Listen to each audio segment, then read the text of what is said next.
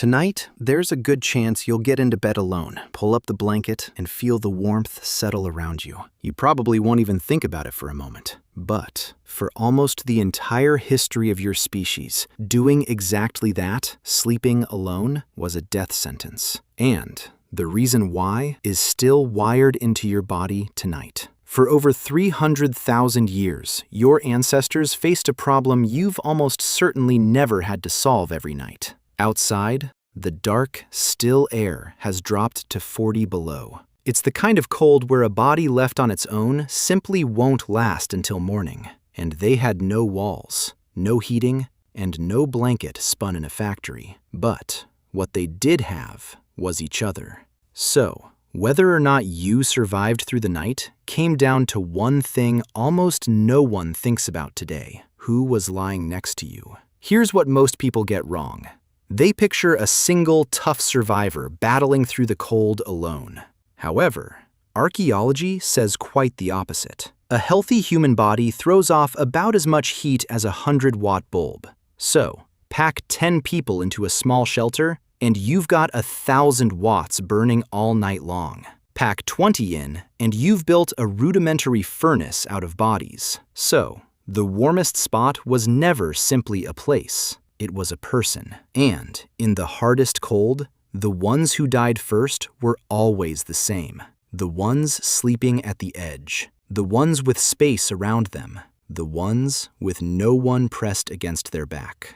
Being alone in the dark wasn't lonely. It was lethal. Your ancestors learned that in their bones, and they never slept the way you sleep now. But here's where it gets stranger, because this wasn't only about heat. Something else was happening in those piles of bodies in the dark. Something that didn't just keep them alive that night. It rewired what the human brain expects from the world. And it's the part of the story that still runs your life today, even if you've never spent a night below zero. Night after night, for thousands of generations, the same process repeated. You fell asleep surrounded by deep breathing, by warmth, by the weight of other people close enough to touch. Your nervous system read that closeness and made a quiet calculation. Bodies near me means I made it through. I'm safe. And the opposite got encoded just as deeply. Empty space around you in the dark meant something had gone wrong. The group was gone. The fire was out. You'd been left. For a creature that could only survive the night together, being apart at night doesn't translate to peace. It's the most ancient alarm there is. That's why a child cries the moment the lights go out and they're alone,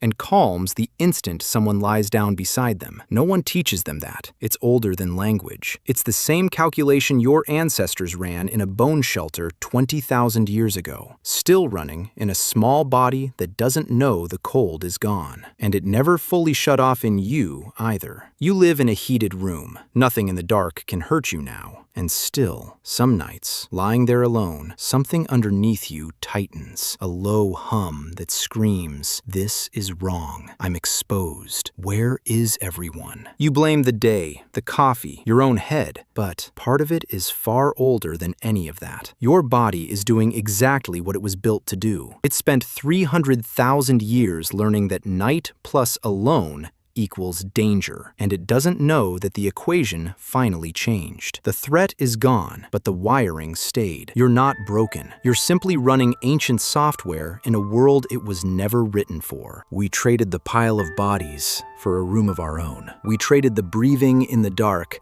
for a door that locks. We called it progress, and in almost every way, it was. But something left. Without us noticing, it had let go.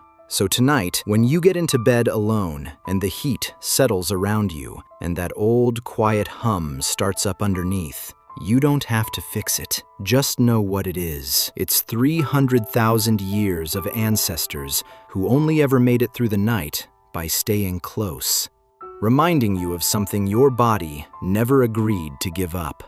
You were never meant to face the dark alone. But finally, you can choose to. Goodbye.